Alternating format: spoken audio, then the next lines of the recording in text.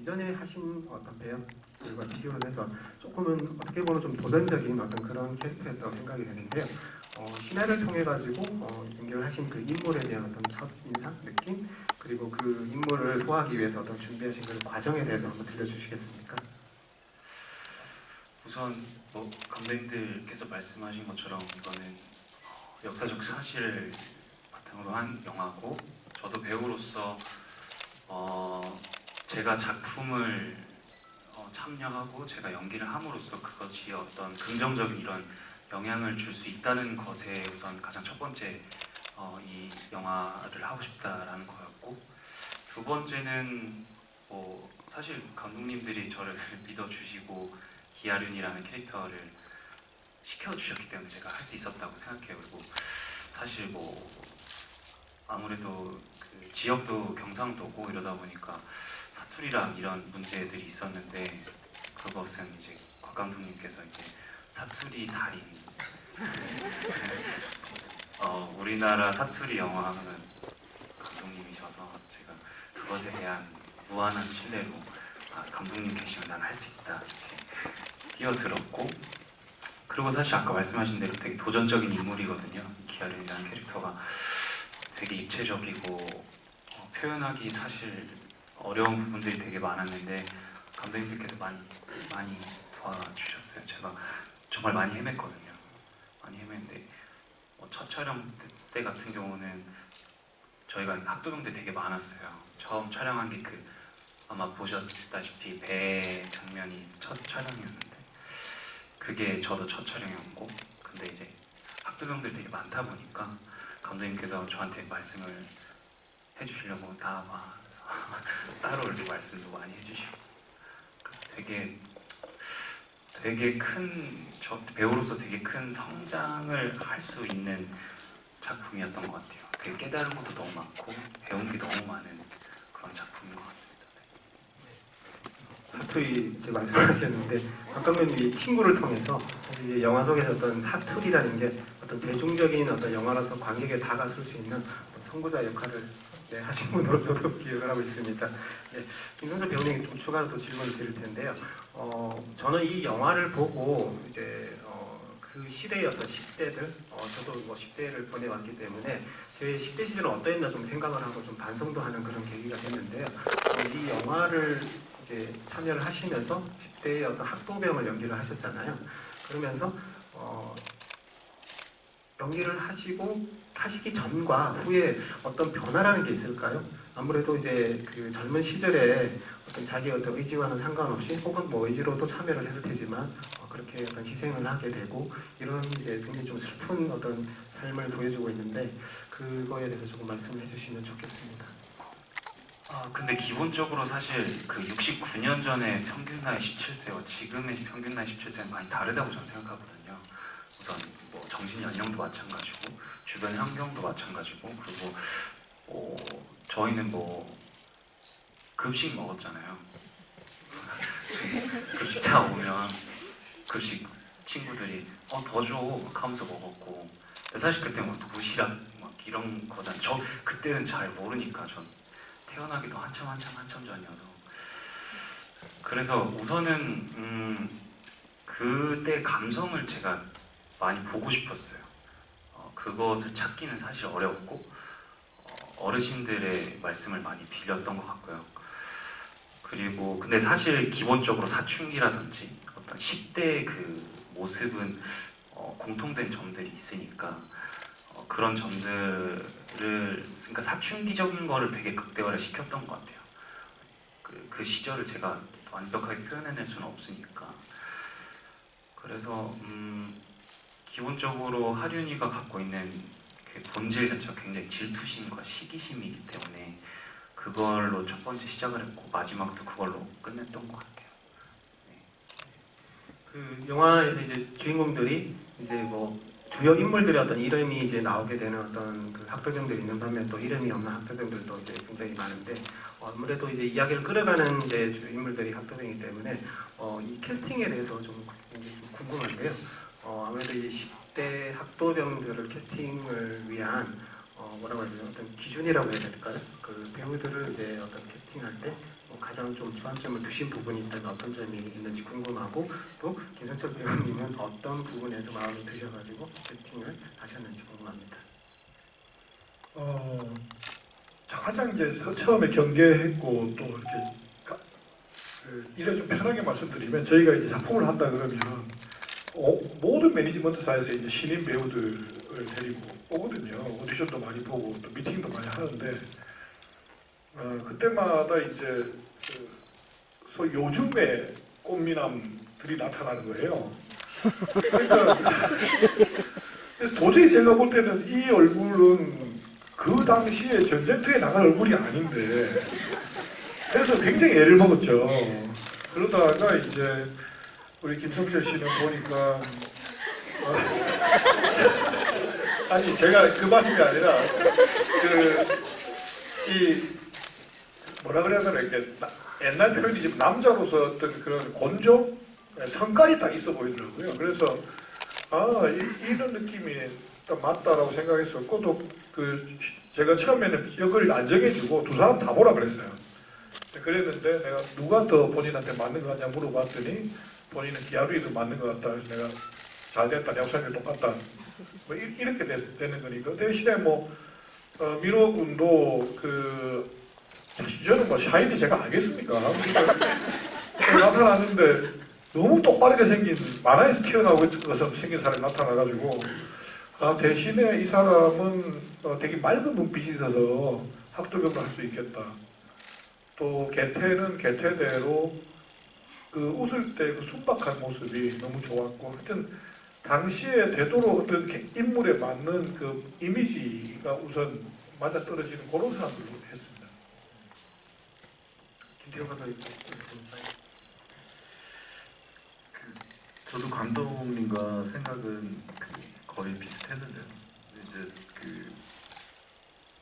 아무래도 잘생기고 반듯한 친구들보다는 개성 있고 그때 그 시절에 어울릴 법한 어떤 비주얼을 가진 외모를 가진 그런 친구들 위주로 좀 선정하는데 좀 의견을 못했었고요. 그러면서 종려 역할을 했던 이호정 배우 같은 경우는 사실 여자 아이돌도 면접 미팅을 해보고 일반 연기자들도 의외로 그 연령대 여자 연기자분들이 많지 않더라고요.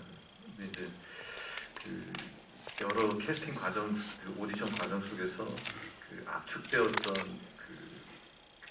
배우가 있었는데 이호정 배우가 맨 마지막에 오디션에 참가하면서 그때 곽경태 감독님, 저 그리고 정태영 대표님 해서 관계자들이 모두 있는 자리에서 오디션을 봤는데 그냥 한눈에 모두 만장일치로 이호정 배우가 낙점이 되면서 캐스팅이 최종적으로 마무리가 됐던 게 기억이 납니다.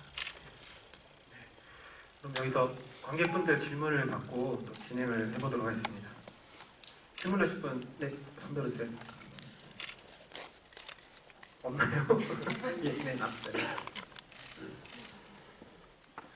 네. 그 편지가 마지막에 어머니께 가잖아요. 그 편지 내용을 혹시 생각하셨다면 어떤 내용일지 궁금하고요. 그리고 처음에 보면은 1등 상사분이가 설모에 여성인 것 같은 이름도 써있고 그러는데 그런 거에 어떤 사연을 만드신 게 있나 아니면은 영화 안에 디테일로 심어놓으신 게 뭔가 있으신가 궁금합니다. 감사합니다. 아까 보신 대로 유태석의 철모에 썼던 건 딸하고 아내 이름입니다. 근데 저희가 조금 더 집중적으로 잡아서 이렇게 클로즈업 했어야 되는데 사실 그때는 이명준의 연설이 더 중요했기 때문에 일단 그 정도만 느낌으로 보이고 넘어간 거고요.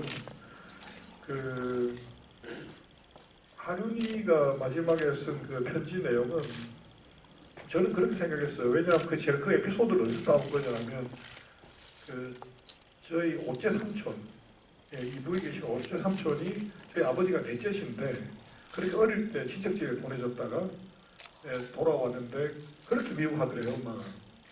그래서 잘 못 어울리고 그랬다고 아버지가 굉장히 오지 삼촌을 내내 그리워하셨어요. 그래서 그 에피소드를 이제 집어넣은 건데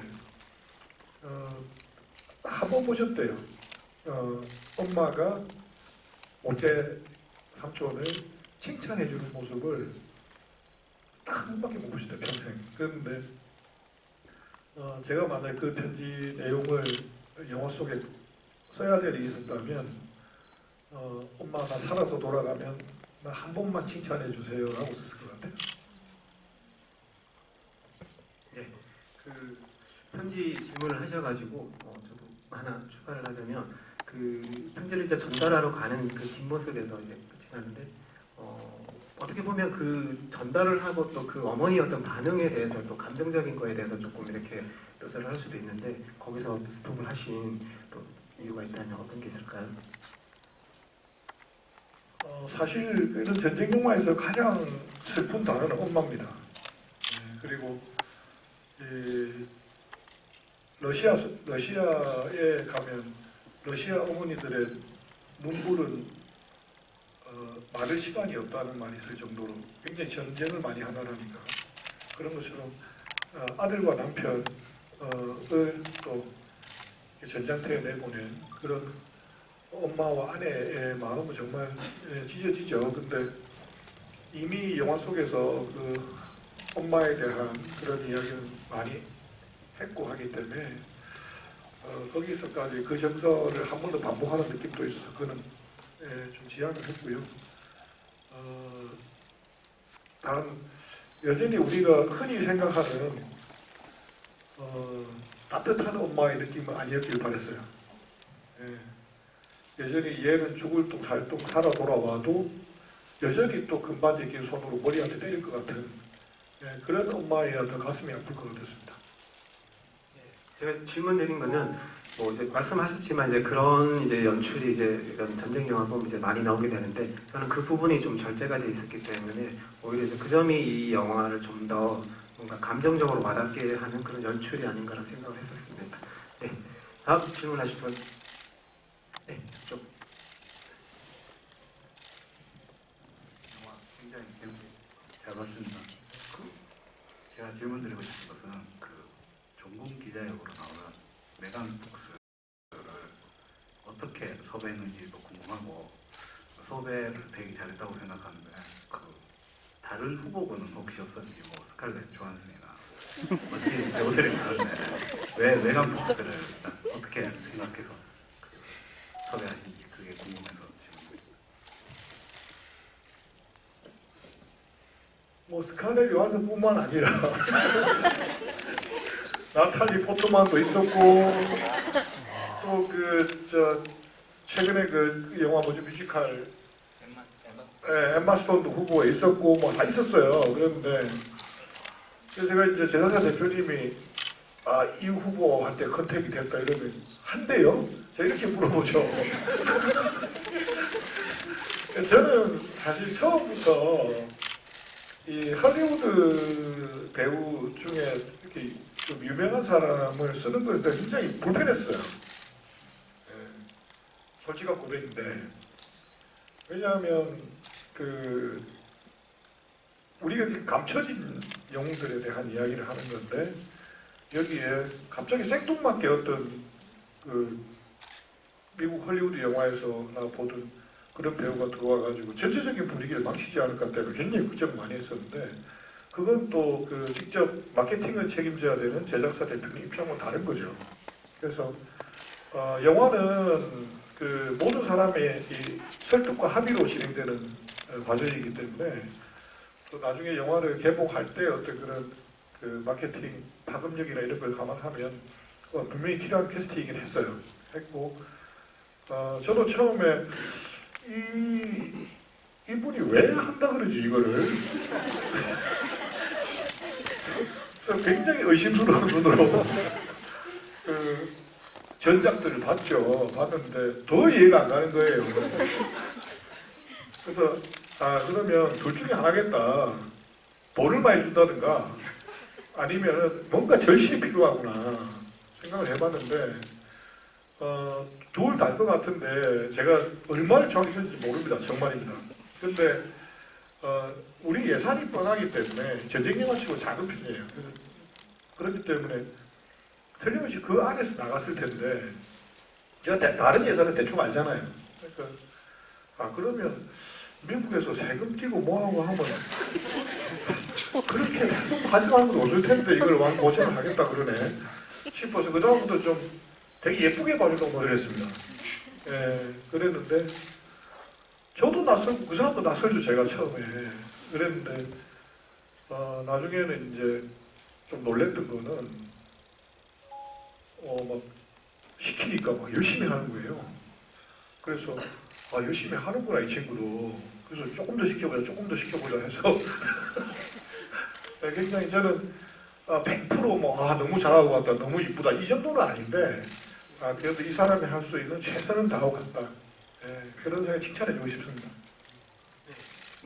이렇게 매각수 말씀을 하시니까 전작들 저도 이렇게 영화 보면서 우리 출연했을까 생각을 했었는데 아무래도 이제 이 배우가 뜨기는 이제 트랜스포머로 떴고 그때 이제 굉장히 좀 섹시함으로 이 관객들에게 굉장히 이제 강렬한 인상을 남겼고 그 뒤로도 그런 거를 조금 이제 강조하는 영화들이 이제 좀 계속 출연을 했었는데 아무래도 좀 너무 다른 스타일의 다른 캐릭터이기 때문에 아무래도 조금 해보고 싶은 욕심이 생기지 않았나 그렇게 생각을 한번 해봅니다. 네. 다음 질문하실 분 계신가요? 예. 영화 잘 봤고요. 저는 영화 보면서 마지막에 느낀 게 겸손하게 살자라는 생각을 했습니다. 그러니까 우리가 지금 있는 위치가 누군가의 희생이 있고 나서의 우리가 있구나라는 생각이 들면서 전쟁 영화였지만 개인적으로 겸손하게 살아야겠다라는 생각을 마지막에 했습니다. 근데 제가 여쭤보고 싶은 거는요. 영화 보기 전에 약간 저는 인터넷에 나와 있는 댓글 같은 거 보면서 약간 부정적인 시각을 좀 가지고 왔던 편인데 보통 이 영화가 뭐 국뽕 영화다 아니면 이념을 좀 드러낸 영화다라고 이렇게 영화를 보지 않은 사람들이나 보고 나서도 그런 댓글들을 좀 본 것 같아요. 그래서 저는 약간 진보적인 성향을 가진 사람인데 그런 생각을 좀 갖지 않을까요? 영화 보면 너무 재밌게 봤고 눈물도 났고 되게 감동적이었거든요. 근데 그렇게 오해하는 사람들한테 해주고 싶은 말, 약간 영화 홍보라던가 그런 거 있으신지요?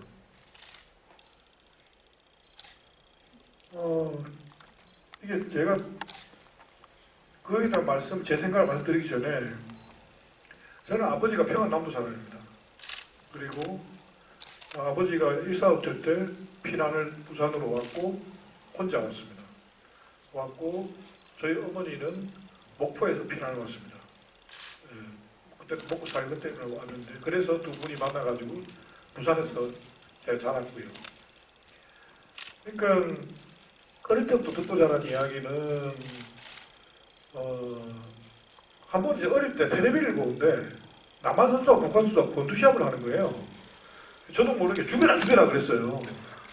그랬더니 아버지가 왜 죽이라 그러냐고 그러시면서 북한 놈이잖아요. 그랬어요. 그랬더니 그럼 너희 아버지 북한 놈 아니가 이러시는 거예요. 그때 너무 미안하더라고요.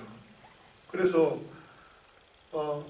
이게 알고 보면 나중에 무슨 전쟁이 나면 나하고 우리 사촌하고 싸울 수도 있고 더 시대가 지나서 어떤 그런 일이 또 벌어지면 우리 아이들하고 우리 조카들하고 싸울 수도 있는 문제인데 내가 너무 이거를 어릴 때 배운 그런 방공교육 때문에 머리가 너무 단순하게 생각을 했었구나라는 그런 자책감 속에 살아왔습니다. 그러니까 남북 문제가 저한테는 조금 이렇게 남한 출신의 사람들하고 다르게 생각하고 있는 부분이 분명히 있죠. 네, 분명히 있고 해서 근데 아버지가 이 이야기를 제가 준비한다고 하실 때 굉장히 간단 명료하게 우리의 처지를 말씀해 주셨어요. 6.25에 대한 정의를 뭐라고 하시냐면 우리 힘으로 독립을 못해서 서로 피 흘린 사건이었다 라고 말씀하시더라고요. 그러면서 무슨 말씀하셨냐면 당시에 우리 국민들도 남한이나 북한이나 다 그랬대요. 미국 놈 믿지 말고 소련 놈한테 속지 말자. 네, 그 말을 하고 다녔답니다. 그래서 지금 저는 이게 제가 좌다 우다 잘 모르겠어요, 솔직히. 왜냐하면 우가 못하면 우가 믿고 자가 못하면 자가 미워요, 어떨 때는. 단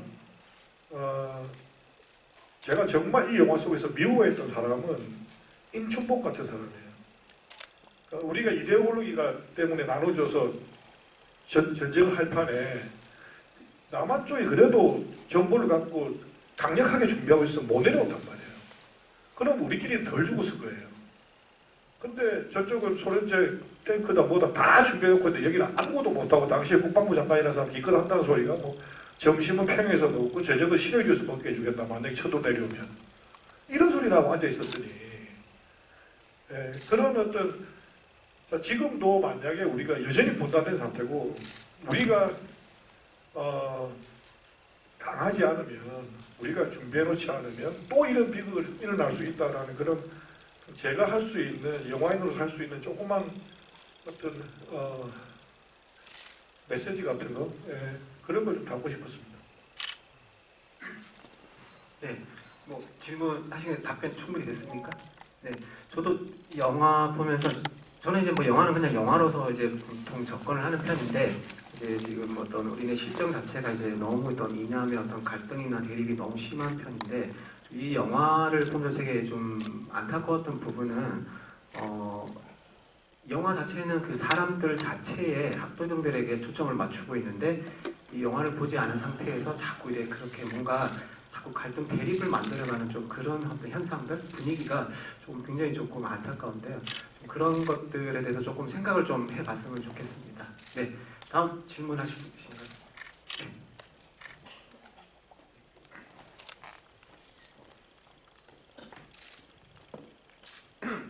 우선 영화 되게 재밌게 잘 봤고요.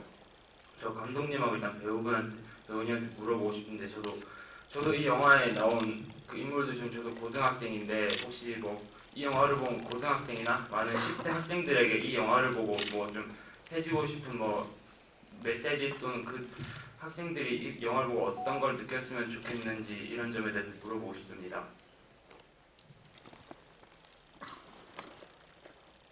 영화를 하면서 제일 무서운 제가 요즘 가장 두려워하는 말이 꼰대라는 말이죠. 저 꼰대가 뭘 가르치려고 한다 이러면 이제 제가 오히려 이제 혼이 나니까 그래서 이제 조심스러워요. 뭘 이렇게 느끼게 해주고 싶다 이런 것보다도 그냥 간단하게 옛날에 우리 할아버지 시대 이랬었구나. 그거 하나만 느끼셨으면 좋겠습니다.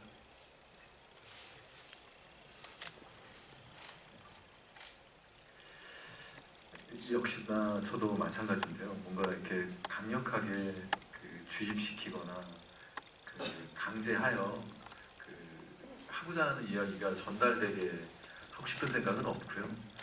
간단하게 말씀드리면 저는 제가 처음에 참여할 때 받았던 어떤 그 충격, 임팩트, 역사적 모르고 있었던 역사적 사건을 알게 되면서 들었던 어떤 울림이랑 감정 같은 게 그 관객들한테도 좀 전달돼서 뭐 그나마 좀 바람이 있다면 이제는 이제 영화를 경험하신 우리 영화를 만나신 관객분들은 최소한 인천 상륙작전 하면 과거에는 메가더가 먼저 떠올랐다면 이 이후부터는 인천 상륙작전을 했을 때 제일 먼저 연상되는 게 장사 상륙작전, 학도병 772명 뭐 이런 게 자연스럽게 먼저 떠올랐으면 뭐 더 바랄 게 없겠다 뭐 이런 생각 했습니다. 네.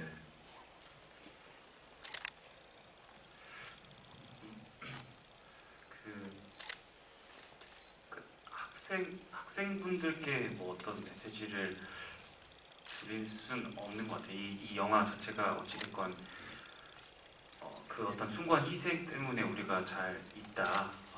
근데 사실 이 장사리에서 있었던 일뿐만 아니라 우리나라에서는 정말 많은 희생이 있었고 아까 감독님께서 말씀하신 대로 굉장히 비극적인 일들인데 그런 사건을 뭐 공론화돼서 알고 있는 부분들이 많잖아요. 예를 들면 인천 상륙작전도 그렇고 혹은 뭐 예전에 나왔던 그런 영화들에서 다뤘던 그런 내용들이나 이런 것들이 다 나왔기 때문에 어찌됐건 우리도 알고 저도 포화 속으로 봤기 때문에 그때 그런 일이 있었구나를 알았거든요.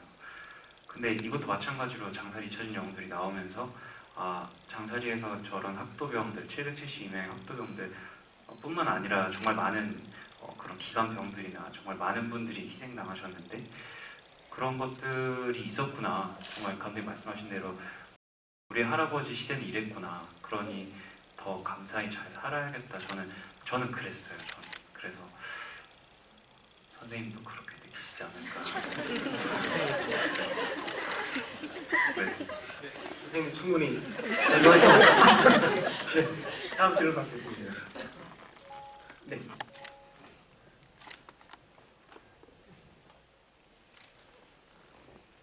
정말 가슴 아픈 영화인데 혹시 세 분께서 이렇게 촬영하시면서 정말 가슴이 아파서 촬영하기 좀 힘들었던 그런 장면이 있으신지 궁금해서 여쭤봅니다.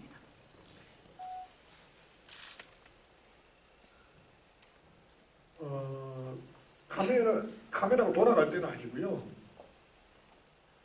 이제 저희가 그 고지전을 산 점령하는 거 그걸 찍는데 화장실이 위에 산에 없어요. 그러니까 화장실을 가려면 한참 밑으로 걸어 내려가야 되거든요. 고지 밑에 이제 있으니까. 근데 이제 뭐 배우들이나 이렇게 뭐 여러분들이 이렇게 남자들 특히 뭐 구석 가서 이렇게 볼일 보고 하는데 저는 못 그러잖아요. 그래서 할 수 없이 매번 이제 내려가는데 하루는 그냥 왜냐 비가 오는 설정이었고 비가 금방 왔던 설정이니까 땅이 축축해야 되죠. 그래서 물을 항상 뿌려놓고 저희들이. 그래서 한번 올라갔다 오면 운동화가 이제 못 쓰게 되죠. 하루 나갔다 오면 그럴 때니까. 근데 내려가는데 이게 매번 왔다 갔다 해야 되고 또 올라가서 또 이걸 해야 되고 하니까 체력적으로 좀 부치는 거예요. 그래서 근데 내가 순간적으로 깜짝 놀랐어요. 내가 무슨 생각하고 있나 지금. 나는 지금 영화 찍고 있는 건데 여기서 이 비슷한 환경에서 이 사람들은 지금 내가 옷 입혀놓은 저 배우들의 실제 사람들은 목숨 걸고 했는데 마치 제가 저 수로한테 너무 한심해가지고 깜짝 놀란 적이 있었어요. 그때가 제일 기억이 납니다.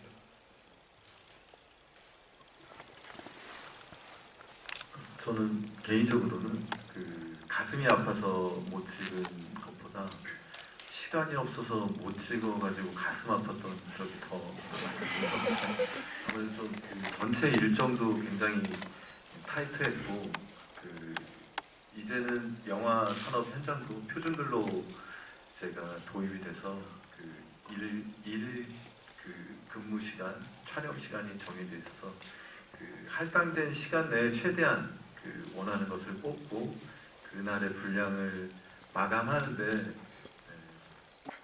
아무래도 더 힘을 쏟다 보니까 가슴 아파서 못 찍는 것보다는 못 찍어서 가슴 아팠던 것들이 더 많았던 것 같습니다. 저는 뭐 어떤 장면은 아니고요. 이제 고지 점령을 한 후에 이제 학도병들이 해변으로 내려와서 이제 학도모 가져가고 저 같은 경우는 뭐 탄피라든지 뭐 거기에 떨어져 있는 어떤 군사용품들을 줍는 그런 씬이 있었는데 그 촬영을 할 때 이제 장사 상륙 작전 유격 동지 회장님이신 그 류병주 회장님이시라고 여든이 한참 넘으신 참전 용사님께서 오셨어요. 저희 촬영장에. 그리고 저희 학도병들 저뿐만 아니라 뭐 지금 출연했던 모든 배우들 그리고 보조 출연자 단역하셨던 모든 배우분들 다 계시는데 그 회장님께서 오셔서 아무 말씀 없이 그냥 저희를 보고 치다가 눈물을 흘리시더라고요. 그래서 빨리 인사를 드리러 가야겠다. 누구신지는 모르지만 근데 저렇게 지긋하시고 어떤 뭐 배지도 있으시고 뭔가 장사 상륙 작전과 굉장히 밀접하신 분이겠다 해서 인사를 드리러 갔는데 처음 말씀하신 게 고맙습니다였거든요. 저희한테. 그때 저희 다 진짜 울컥하고 이게 단순히 그냥 영화 촬영을 하는 게 아니라 우리가 이분들의 일생을 그 노력을 조금이라도 보탬이 되어야겠다는 그런 어떤 사명감이 되게 생겼었거든요. 그때 그때 뭐 거의 울 뻔했죠 저는. 그런 기억이 있습니다. 네. 아무래도 영화가 이제 전쟁이라는 그런 극한 상황의 배경으로 굉장히 이제 참혹한 그런 순간들을 많이 이렇게 담아내고 있는데요.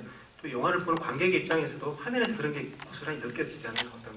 저 당시에 굉장히 뭔가 감정적으로 뭔가 울컥하고, 그리고 이제 굉장히 전쟁이라는 것이 이제 뭐 여러 방면으로 표현을 할 수는 있겠지만, 이 장살이 처진 영웅들 같은 경우에는 다시는 일어나서는 안 되는 그런 비극이라는 그런 거를 우리가 이제 영화를 보면서 느끼게 되는데, 이게 실제 전쟁의 그런 부분들도 뭔가 참혹하겠지만, 이 현장 자체도 굉장히 치열했을 거라는 생각이 이제 화면을 통해서 느껴지는데, 실제 현장은 어떠셨는지 좀 궁금하고요. 그런 현장에서 이제 좀 아무래도 연기를 하시면서 좀 액션이나 그리고 감정적인 연기, 그 두 가지를 계속 이렇게 하시면서 좀 특별히 뭔가 기억에 남거나 좀 어려웠던 장면들이 있다면 어떤 게 있을까요? 박기태 감독님부터. 무엇보다도 추위하고 싸우는 게 제일 힘들었습니다. 그러니까 이게 제가 이제 저는 감독이니까 이렇게 모니터 앞에 있잖아요. 그런데 우리 옆에 있는 스크립터 친구한테 발랄로 하나 해다 줄래? 그래서 그랬더니 하나 더 해드릴까요? 그러더라고요. 이미 하나 있는 거예요. 그래서 미안하다 이러고 그랬는데, 문제는 저도 저지만 스태프들이 예를 들면 이제 비가 오잖아요. 비가 오면 비를 한번 내리고 나면 그 다음 거는 거예요. 그러니까 이거를 다시 토치로 녹여야 돼요. 막 그렇게 찍어야 되니까 결국 그날은 촬영 절반만 했습니다. 그리고 돌아왔고, 연기자분들은 정말 미안했던 거는 이 감정 연기라는 게 컨디션이 굉장히 좋아도 나올까 말까 합니다. 정말. 근데 이거를 그 추운데, 특히 우리 성철 같은 경우는 자기 가족 이야기 할 때 그때는 롱테이크거든요. 그냥 뭐 옆에 나루 같은 거 줄 수도 없고 그냥 한 번만 쭉 하는 것 같다 카메라를 이렇게 달리로 밀어서 찍는 건데, 그걸 알고 하는데 이제 제가 보면서 조마조마한 거예요. 왜냐하면 저렇게 열심히 노력해서 준비해 왔는데 그 감정이 날씨 때문에 깨질까 봐. 그게 한테 제일 힘들었던 것 같습니다. 저 같은 경우는 약간 감독님하고 조금 다른 어려움이었는데요. 프로덕션의 초반에 주로 이제 물에 빠지거나 풍랑에 휩싸이거나 하는 그런 액션 시퀀스들을 찍을 수밖에 없었어요. 이제 더 늦어지면 더 추운 더 어려운 계절 속에서 이런 난이도 높은 씬들을 찍어야 돼서, 촬영 초반에 설정되어져 있는 스케줄 되어져 있는 난이도 높은 씬들이 개인적으로는 한 10여 년 영화 스텝으로 일하면서 경험했던 것들 중에 제일 난이도가 높은 그런 세팅의 촬영이었어요. 그러니까 이제 날씨가 추운데 밤에 수조에 물을 가득 채워놓고 강풍기 몇 대로 사방에서 바람을 뿌리고 비를 내리고, 이제 그 속에 이제 물 속에 연기자들이 빠져야 되고, 주변에 또 이렇게 화약 심어놓은 물폭탄을 터뜨려야 되고, 이제 모든 기술이 다 동원된 그런 촬영을 겨울에, 그것도 이제 촬영 스케줄이 초반에 찍어야 되는 게 개인적으로는 심리적으로 굉장히 부담이 됐었어요. 그러니까 이제 촬영 초반이다 보니까 스태프들하고도 아직 손발이 확실하게 맞춰져 있지 않고, 연기자들도 그렇고 또 이제 많은 보조 출연자들도 함께 해야 되는 촬영이다 보니까, 이게 강풍기를 틀고 비를 뿌리고 하면서 찍으니까 컷사인도 잘 안 들리고, 그러니까 이제 또 연기자들은 물속에서 힘들어하는 연기를 하고 있으니까 실제로 어려움에 처한 어떤 연기자가 있어도 그게 연기인지 실제 상황인지 구별이 안 되는, 그래서 초반에 심리적 부담도 굉장히 많았고, 기술 테크니컬한 부분에 난이도도 굉장히 높았고 감독님 말씀하신 대로 컷 사인이 나고 연기자들이 이제 몸을 녹이러 물 밖에 나오면 이제 따뜻한 물을 해놓고 난로랑 해놓은 그 공간이 있는데 그 공간으로 이동하는 중에 옷이 얼어서 덜그럭덜그럭 소리가 나는 뭐 그런 환경에서 촬영을 했었거든요.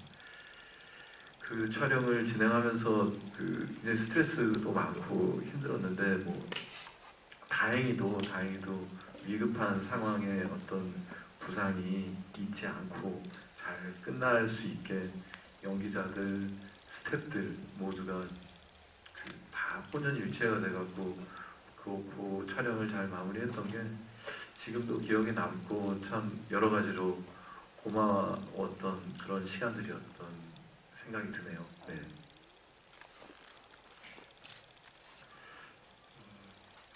저는 추웠고 힘들었기 때문에 그런 장면들이 나왔다고 생각해요. 되게 사실 연기라고 할 것도 없었고 정말 그러니까 이런 게 있어요. 사실 촬영하고 이러면 9월에 파카를 꺼내거든요. 지금 안 춥잖아요. 되게 오늘 날씨 선선하네. 한강 한번 갈까? 이런 날씨잖아요. 사실 촬영은 되게 추워요. 그러니까 계속 밖에 있다 보니까 아무래도 그 추위에 더 이렇게 민감해지는데 비가 온다는 것은 사실 비가 와야 되나 하는 그 의문을 자꾸 품게 돼요. 꼭 비가 와야 될까? 비가 안 오면 안 될까? 항상 그 촬영을 하면 항상 그런 생각을 해요. 근데 비가 와야 그런 느낌과 그런 이미지가 나오기 때문에 그래 참자라고 하지만 사실 그래도 배려를 많이 해주신 게 저희가 완 초반에 그 상륙하고 이런 장면들은 다 초반에 다 몰아주셨어요. 더 추워지기 전에. 그래서 바다는 정말 따뜻했지만 사실 나오자마자 이제 말씀하신 대로 이제 얼기 시작하죠. 그리고 비가 내리면 이제 죽자 거의 그런 마음이 진짜로 그래 여기서 살아남자. 그렇기 때문에 그런 장면들이 되게 자연스럽게 다들 나왔던 것 같고 뭐 저뿐만 아니라 뭐 스태프분들 뭐 거기 누구 하나조차 따뜻하게 계셨던 분은 없어요. 다 너무 고생했고 다 서로 보고 있으면 정말 웃음도 안 나고 이렇게 되는 정말 정지 상태였기 때문에 보면서 서로 의지하고 특히나 또 선배님들은 그런 와중에도 후배들 다 챙겨주고 막 그러셔서 저희는 또 열이 많은 사람들인데 더 막 우리가 더 열정 있게 해야겠다 뭐 그런 생각도 많이 했었고 네, 그래서 만약에 이걸 한여름에 찍었다면 과연 이렇게 처절하게 나왔을까라는 생각도 조금 들긴 해요. 제가 연기를 하면서도 왜냐면 심지어 제가 촬영을 할 때 맨 처음에 이제 상륙을 해서 올라올 때 손을 제가 안 집었어요. 손을 너무 차갑고 이게 모래가 다 끼니까 이렇게 집었는데 이제 그때 김태형 형님께서 아니 왜 손을 그렇게 하냐 해서 전 몰랐어요. 제가 그렇게 한지 너무 차갑고 이래서 제가 그걸 안 짚은 거예요. 그래서 내가 아직 지금 촬영을 한다고 생각하나 보다. 이건 진짜 살아남아야 되는데 근데 그게 첫 테이크였고 두 번째 테이크는 이미 떨고 있는 상태잖아요. 그 살기 바빠서 막 그렇게 되더라고요. 그래서 어쩌면 이렇게 추운 환경 속에서 찍는 게 뭐 물론 몸이 고단하고 할 수 있겠지만 심적으로든 혹은 배우의 연기로서 굉장히 도움이 많이 되겠다라는 생각을 많이 했던 것 같아요. 뭐 날씨가 어떤 연기에 끼치는 그런 부분도 있겠지만 저희는 이 영화 보면서 소품이라고 해야 되나? 그 소품의 사용이 굉장히 좀 감정적으로 좀 그런 부분이 이제 두 개가 있는데 하나가 감자가 있고 하나가 그 편지인데요. 그 감자는 이제 극 중에서 이제 좀 이렇게 인물이 시기와 질투를 하다가 결국 이제 그 감자를 전달해 주면서 뭔가 좀 이렇게 해소가 되는 어떤 그런 순간인데 그게 감자가 음식이 아니고 저는 그게 굉장히 어떤 마음이라고 생각을 하거든요. 왜냐하면 굉장히 다 굶주리고 있는 상황에서 그 감자를 전해준다는 게 사실 쉬운 게 아니잖아요. 우리가 이제 그냥 배부르고 있을 때는 그냥 단순한 감자일 뿐이지만 그렇게 굶주리고 있을 때 그 감자를 과연 줄 수 있을까라는 거는 그게 큰 마음이 아니라면 전달을 할 수가 없었을 거라고 생각을 합니다. 마지막 편지 같은 경우도 이제 저는 아까 절제를 해서 좋았다고 말씀을 드렸는데 이런 소품에 대한 좀 설정을 하시고 계획이나 그런 설정에 대해서 조금 하실 말씀이 있으시고, 윤석철 배우님은 그 감자를 전달하시면서 이제 했던 그 연기, 그 어떤 감정의 어떤 상태나 이런 부분들을 좀 말씀해 주시면 좋겠습니다. 사실 영화 속의 소품이 굉장히 중요하죠. 중요하고 그 소품 하나 때문에 정말 그 관객한테 이렇게 터칭되는 그런 강력한 이미지가 남고도 하는데, 저는 뭐 두 가지도 그랬지만 머릿속에 계획을 이랬어요. 그 유태석이라는 인물과 귀하륜이라는 인물을 연결시키고, 그다음에 박찬영과 최승필이라는 인물을 연결시켰어요. 그래서 약간 스탠다드한 느낌인 두 사람이 서로 감정을 주고받고, 약간 그 벨라 보이는 1등 상사와 기하륜이라는 인물이 인연을 맺도록 만들어서, 그때 저희가 시나리오를 수정하는 가운데 나온 아이디어였는데, 그 유태석의 수통, 들을 이렇게 쏘주잖아요. 그래서 마치 다른 사람 다 나를 별로 안 좋아해도 나를 이뻐해주는 사람의 어떤 수통에 대한 느낌, 그게 중간에 좀 찾아내서 나는 보람이 있다고 생각했습니다. 네, 그 우선 수통을 더 연결해서 말씀드리자면, 아까 감독님께서 말씀하신 대로 하륜이라는 아이는 정말 인정받고 싶은 아이거든요. 칭찬받고 싶고, 자기가 잘났다는 게 아니라 누구 하나가 나를 인정해줬으면 좋겠다 싶어서 더 그렇게 거칠고 그런 식으로 하는 친구인데, 그 류태석 1등 상사가 니 뭐 똘똘하게 생겼네 이렇게 하는 대사가 있거든요. 근데 제가 그때 연기할 때 당시 심쿵한다? 좀 그런 느낌까지 받았어요. 아, 기분 되게 좋다. 그런 수통이라는 존재. 그래서 나중에 류태석 1등 상사가 그 사망하고 나서 수통을 보고 냄새를 맡고, 아, 이게 류태석 1등 상사의 소주구나. 그래서 눈물을 흘리는 하륜이가 있거든요. 그래서 사실 하륜이라는 캐릭터 자체가 그렇게 눈물을 막 보이거나 이럴 애가 아닌데, 어찌됐건 나를 인정해준 사람, 첫 번째 인정해준 사람인데 그 사람이 이렇게 됐다는 것에 대해서의 슬픔이었던 것 같고, 감자라는 존재는 사실 이 상륙작전을 보면 건빵 한 봉지에 미숫가루 두 봉지를 갖고 갔어요. 식량은 없고, 그거를 4일을 넘게 버텨는 아이들이, 심지어 뭐 저희 중간에 나오지만 쌀을 구해왔지만 물이 없어서 생쌀을 먹어야 되는 그런 상황에서 감자를 어떻게 찾아서 뭐 숨겨놓은 거죠, 하륜이가. 근데 아직 제가 생각했을 때는 하륜이가 그걸 혼자 먹었을 거라고 생각 안 해요. 그렇게 이기적인 친구는 아니라고 생각했기 때문에. 근데 어찌됐건 그 성필이라는 아이와의 어떤 관계 속에서, 아, 내가 저 친구한테 미안하고 잘못했다는 것을 깨닫고, 그 감자가 사과의 의미도 있을 거고 감사하는 의미도 있을 거고 정말 많은 의미가 있을 것 같아요. 내가 배고파도 참겠다. 그리고 또 하륜이 또 츤데레잖아요. 또 츤데레란 말씀 안 해요. 죄송합니다. 그걸 뭐라 그러죠? 아무튼 속내를 잘 안 드러내는 애니까, 오늘 중대장님이 니 갖다 주라고 그렇게 하잖아요. 뭐 보통 저였으면 먹어? 뭐 어디서 났어? 그냥 어디 구했어? 뭐 이런 식으로 했을 텐데, 하륜이 이미 그걸 계산을 했고 중대장님이 또 갖다 주래 라고 하면 얘는 속을 줄 아는 거죠.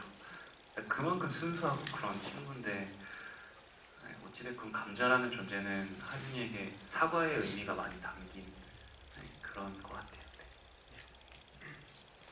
네, 다음 질문. 네, 저기 계신 분. 요 앞쪽에. 영화 일단 재밌게 잘 봤고요. 그리고 영화 만드시느라고 수고하셨다고 말씀 먼저 드리고 싶고요. 질문이 일단 많아서 죄송한데, 그 영화를 만들면서 보니까 영화가 한 104분 정도가 되더라고요. 근데 제가 개인적으로 생각을 했을 때는 영화 시간이 조금 짧다라고 느껴졌어요. 이게 뭐 길고 짧고가 영화의 뭐 전부는 아니지만 분명히 편집을 하셨을 텐데, 영화를 촬영을 하면서 내가 이 내용을 뭐 이렇게 서사를 아마 전개를 하시다 보니까 편집을 하셨을 것 같은데 관객들한테 미처 보여주지 못했던 장면이라든가 안타깝게 편집했던 뭐 내용이 있으면 관객들한테 그래도 지금 이 자리에서 소개해 주실 수 있는 게 있으면 궁금하고요. 두 번째는 또 곽경택 감독님께서 제가 개인적으로 느끼기에 작품들을 보면 좀 남자들의 세계를 대변하는 영화가 좀 많았던 것 같아요. 근데 그러한 특별한 이유가 있는지 좀 궁금하고요. 세 번째는 영화는 뭐다라고 이렇게 한마디씩 해주실 수 있으신지 그게 궁금합니다. 감독님들 영화를 어떻게 생각하시는지 정립은 할 수 없지만 그래도 관객들한테 내가 생각하는 영화는 뭐다라는 게 궁금합니다. 네, 이상입니다. 여러 장면 잘 볼 수 있죠. 처음에 한 120분 정도 나오길 바랬어요, 영화가. 근데 중간에 편집하다 보니까 호흡이 좀 처지는 부분도 있고 드라마가 좀 학도면들 드라마가 과도하게 진행되는 부분도 있어서 그런 분들을 빼고 좀 이렇게 빠트게 이야기를 만들다 보니까 결국 104분에 끊을 수밖에 없었고요. 그 와중에 제일 안타까운 장면은 개인적으로는 그 개태의 꿈입니다. 이게 개태가 이제 영화 보셔서 아시겠지만 터널에서 이렇게 가서 망 보잖아요. 근데 원래 제가 찍어놓은 거는 망을 보고 앉아서 망 보고 있는데 뒤에서 누가 막 불러요. 형님아 막 그래요. 그래서 돌아보니까 지금 동생들이 둘이 피 흘리고 쓰러져 있는 거예요. 그래서 놀래가지고 가가지고 여기서 뭐하노? 와 너희라고 했노라니까 형님 니 와 사람들이 죽이고 그러노? 그러는 거예요. 그러니까 야 내가 안 죽인 내가 죽인 내가 묻잖아. 그러니까 형님아 사람 죽이지 말고 빨리 엄마가 집에 오란다 막 그래 누워가지고 피 흘리면서 그래서 그걸 갖다 찍어놨단 말이에요. 그래서 이제 어떻게 보면 그게 이 전쟁이라는 이 현실인 건데 그거를 찍어놨었는데 문제는 제가 그걸 너무 무섭게 찍어놓은 거예요. 그 장면이 너무 괴기스럽게 나오는 거예요. 그래서 이걸 붙여가지고 모니터 시사회에다가 이렇게 내부 시사회를 해봤더니 너무 무서운 거 사람들이 너무 또 이렇게 이때가 진행되었던 이야기가 결을 다르게 느끼는 거예요. 그래서 할 수 없이 뺀 게 그게 제일 좀 속상합니다. 속상한데 그리고 뭐 영화는 저한테는 밥인 것 같아요. 그냥 밥요 밥. 예, 먹어야 되고 또 맛있게 누구한테 차려줄 수도 있고 예, 그냥 왜 이런 밥이라는 말씀을 드리냐면 제가 한 번씩 영화를 하다 보면 이 사람한테는 영화가 밥이 아니라 귀걸이구나라고 생각되는 사람들이 있거든요. 예, 적어도 그 계열은 아니라 그거는 아닌 것 같아요. 저는 주식인 것 같아요. 그 남자들의 세계를 사실 저도 이렇게 제가 취재를 주로 많이 하면서 이렇게 소재를 찾거든요. 누구 막 술자리 하거나 뭐 하거나 하면서 하다 보면 그 얘기 어디 들었는데 근데 그 사람 만나고 되나 이래가지고 뭐 들어가가지고 만나고 찾고 뭐 하다 보니까 자연스럽게 이제 선배든 후배든 소주를 남자로 많이 마시게 되잖아요.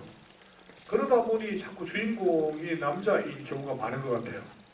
근데 뭐 지금 머릿속에 있는 앞으로 제가 꼭 언젠가 하고 싶은 이야기 그런 것들은 또 여자가 메인 주인공인 게 한 3작품도 있습니다. 예. 그래서 그런 이야기도 꼭 나중에는 하고 싶다는 생각도 합니다.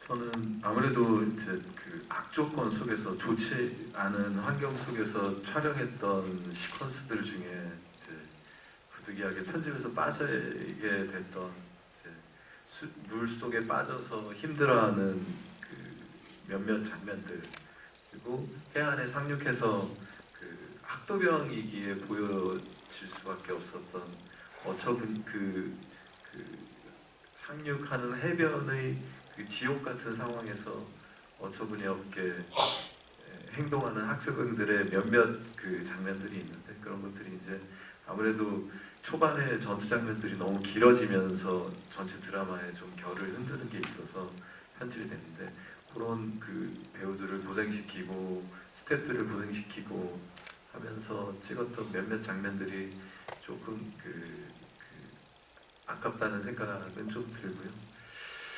영화는 뭐다에 대한 답은 제가 평상시에 전혀 생각을 안 해봤던 그 불시의 질문이어서 이제 제가 지금 그냥 즉흥적으로 얘기하는 게 뭔가 저를 규정하게 되는 뭐 흔적이 되지 않을까 싶어서 좀 조심스럽기도 합니다. 그래서 그 이메일을 알려주시면 제가 따로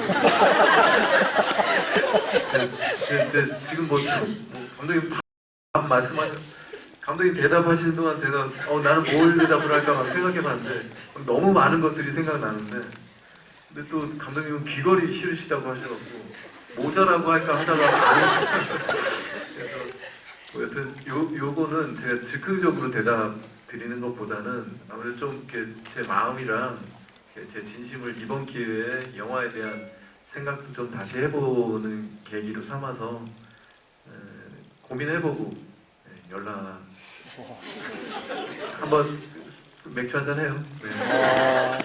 알겠습니다. 그러면 이 정도로 일단 그 질문에 답을 마치겠습니다.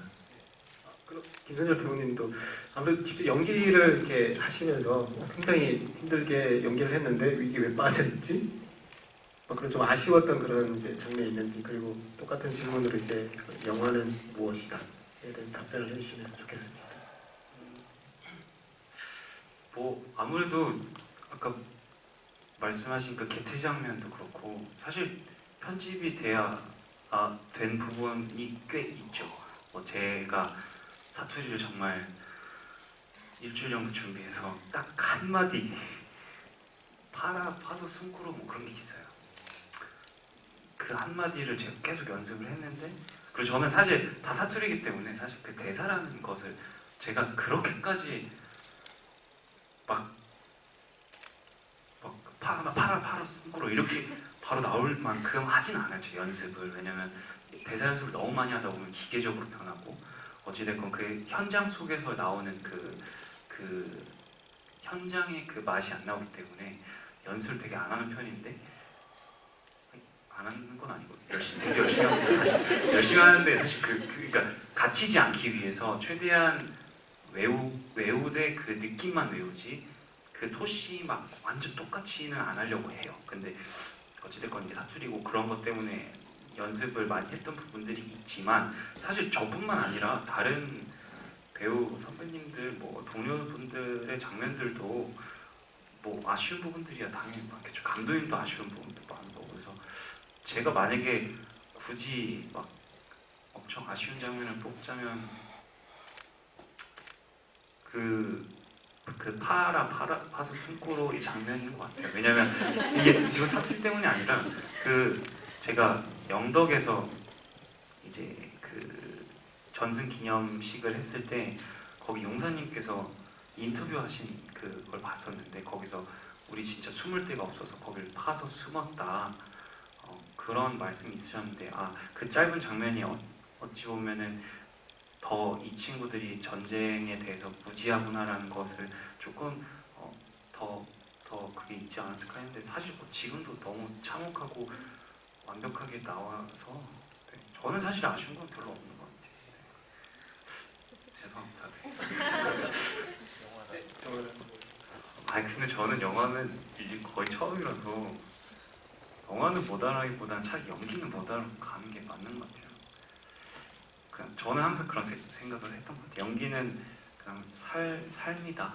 그냥 배우로서는 지금 제가 29살에 제가 할 수 있는 거, 저의 경험들로 보여줄 수 있는 거고, 또 제가 나중에 나이를 먹고 나서 또 할 수 있는 게 또 있을 거고, 그래서 제 삶을 그 캐릭터와 같이 가는 게 연기라고 저는 생각을 합니다.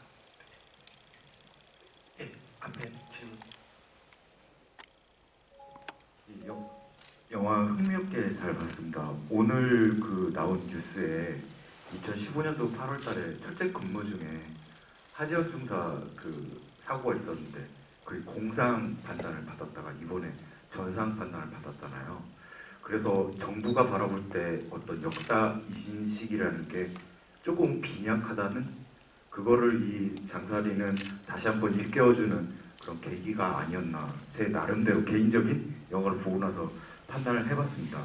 확실히 이 6.25가 이념의 전쟁이라는 거는 그 감독님도 앞에 얘기하셨고 여러 질문자들이 하셨듯이 편지, 적의 언어인데 아주 친근하게 나레이션으로 들려주시고, 그리고 제가 인상 깊었던 장면이 그 성필하고 제필이 만나는 그 장면에서 저는 이 장사리가 말하고 있는 한국 전쟁의 이념을 정확하게 포인트해서 잡아주셨다고 그 말씀드리고 싶거든요. 더구나 그 아까 전에 감자 얘기를 제가 계속 이어가서 말씀드리고 싶었는데, 그때 품에다가 땅바닥에서 주워서 품에다 앉더라고요. 그래서 혼자 먹을 생각이었구나 했던 게 그때 건네는 감자로 갔던 게 저한테는 굉장히 좀 뭐랄까, 영화적인 새 포인트를 꼽으라고 하면 그렇게 될 것 같습니다.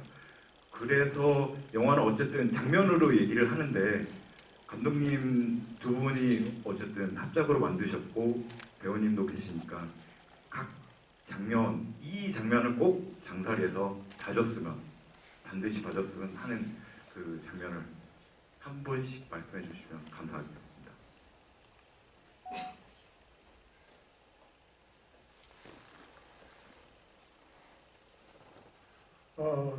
머릿속에 뭐 영화의 모든 장면이 다 떠오르는데 그냥 그 중에 굳이 지금 이 순간에 하나를 선택하라고 하면 마지막에 노인 만들기 하는 그 장면인 것 같습니다. 그래서 이제 그 부분의 이야기는 마치 이제 제가 봤던 그 전투에 참가하셨던 유병주 회장님도 떠올리게 되고, 또 유병주 회장님 말씀하셨던 바다에서 내리자마자 그 태풍 물속에 쓸려 내려가서 알지도 죽었는지 살았는지 알지도 뭐 실종됐던 그런 전우들, 또 저희 아버지 막 이렇게 복합적으로 떠오르는 분이고, 무엇보다도 그 선배들에 대한, 앞 세대에 대한 감사함은 꼭 마음속 깊이 가지고 있기 때문에 꼭 그 장면이라고 말씀드리겠습니다.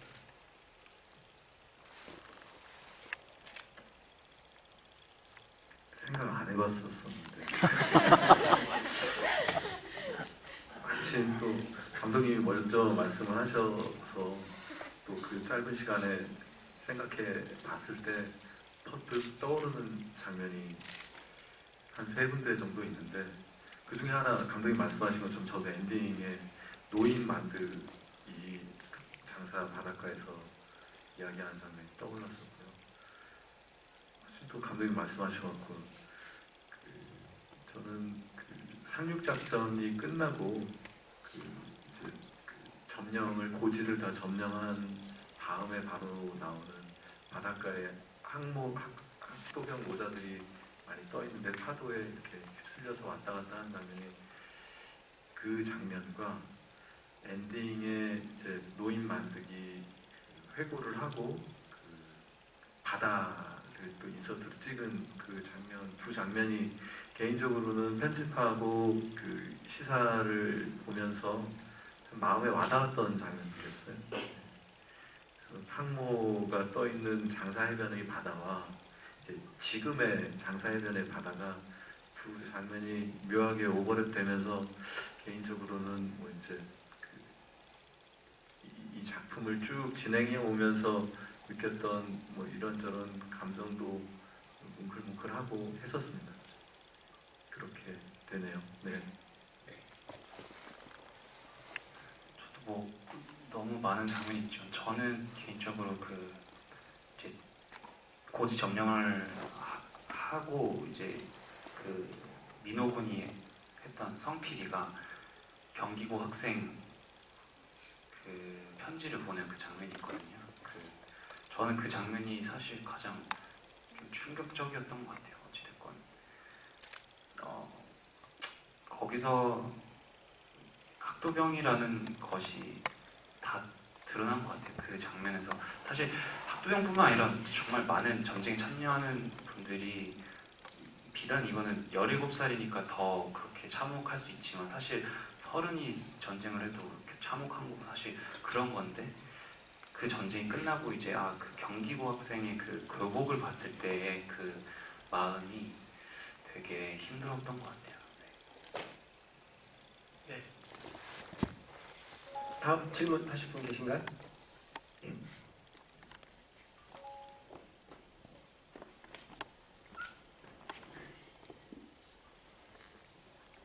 영화 잘 봤습니다. 제가 궁금한 것은 지금 영화 보고 난 다음에 영화 정보 찾아봤는데 각색을 곽경택 감독님께서 해주셨더라고요. 각색하실 때 이제 제일 중요시하신 점이 혹시 어떤 건지 좀 궁금했습니다.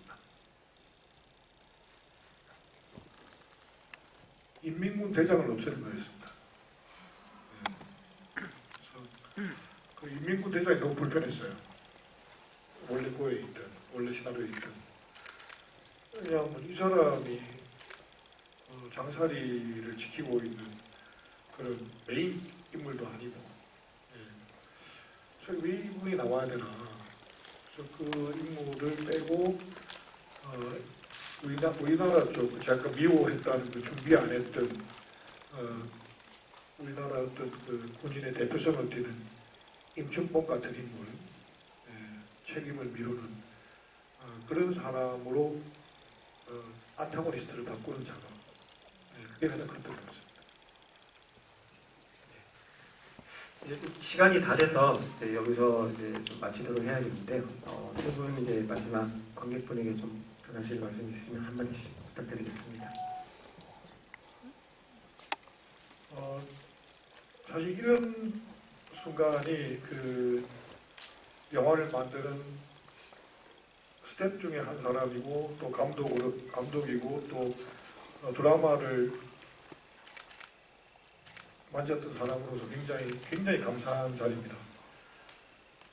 그리고 아까 우리 편집장님하고 잠깐 그런 말씀을 나눴는데 저는 제가 한국에서 영화 감독을 하고 있기 때문에 아직까지 영화를 찍고 있다고 생각하거든요. 왜냐하면 우리 주변 당장 옆에 나라 일본만 해도 자국 영화를 이렇게 열심히 만들고 하지 않습니다. 실사 영화는. 그리고 뭐 중국은 워낙 지금 갑자기 영화 산업에 붐이 일어났기 때문에 덕지도 그만해서 그렇지만 인구 5천만인 나라에서 이렇게 자국의 영화를 사랑하고 또 아끼고 또 관심을 가지고 이런 산업이 유지되도록 하는 데는 여러분 같은 영화에 대한 많은 애정이 있는 분들이 이렇게 이런 자리 만들어 주시고 질문해 주셔서 가능한 일이라고 분명히 생각합니다. 늦게까지 안 좋은 날씨에 저희 영화 보시고 찾아줘서 진심으로 감사드립니다. 고맙습니다.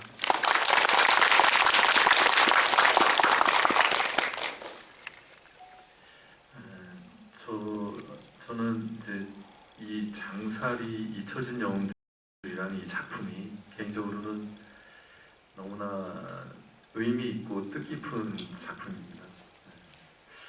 뭐 영화 연출자로서 이제 준비를 좀 오래 하고 이제 즐겁게 좋아하는 일을 파이팅하면서 쭉 달렸던 시절에 브레이크가 걸리고 뭔가 이제 영화적인 자존감도 좀 낮아지고 좀 여러 가지로 영화 이외의 주변 환경에서도 이제 좀 개인적으로 조금 어려운 일들이 겹치고 겹쳐있던 그 시절에 이 작품을 다시 재가동시키고 달려갈 수 있게 되면서 다시 제가 좀 저 자신을 돌아보고 찾을 수 있게 된 그런 작품입니다. 좀 전에 질문하신 것처럼 이제 각색 관련된 이야기를 질문을 하셨었는데 저는 이 작품을 통해서 여러 반갑고 고맙고 뜻깊은 주변 사람들을 많이 알게 됐는데 그 중에서도 곽경택 감독님과의 만남은 개인적으로 굉장히 의미가 있습니다. 각색 관련해서도 그 전고의 시나리오에 개인적으로도 좀 불만이고 뭔가 이렇게 작품이 저랑 좀 합일치되지 않고 있는 어떤 부분의 갈증을 두 가지 포인트에서 확실하게 해결을 해주셨거든요. 인민군 대장을 없애고 영화의 시작을 그 배에서 시작을 한. 그래서 저는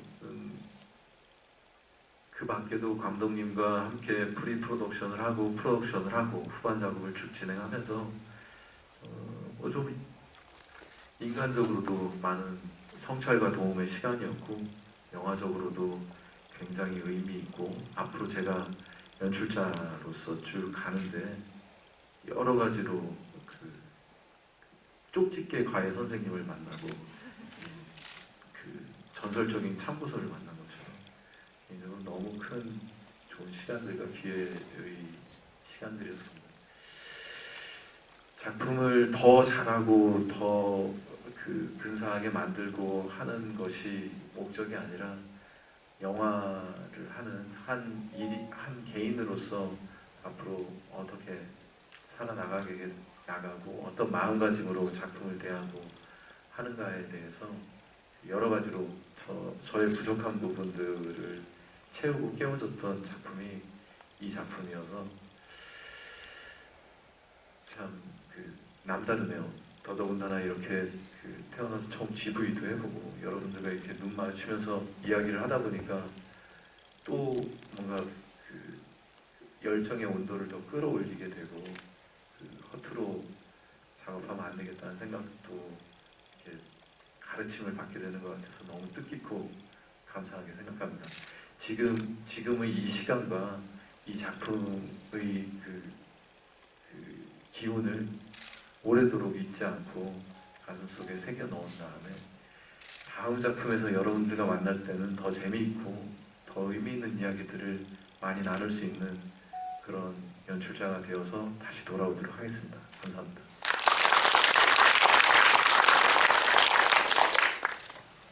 네, 우선 이런 자리 만들어 주셔서 너무 감사드리고 또 이 영화를 좋게 봐주셔서 너무 감사드려요.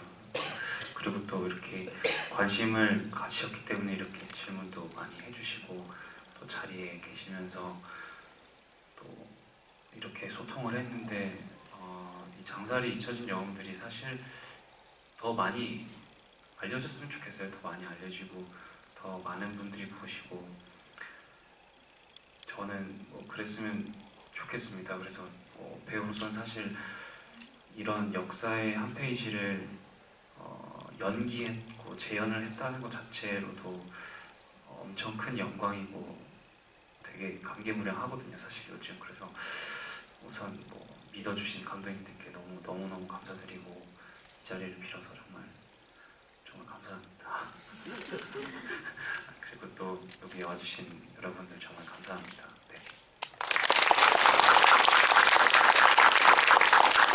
네, 오늘 늦게까지 함께해 주셔서 감사드리고요. 장살이 잊혀진 영웅들이 관객분들에게 의미 있는 영화라서 좀 다가섰기에 좀 바라고 두 분 감독님 그리고 이노철 배우님을 포함해서 이 영화에 참여하신 배우분들, 스태프분들의 의도와 메시지가 잘 전달이 되었으면 좋겠습니다. 네, 함께해 주셔서 감사합니다.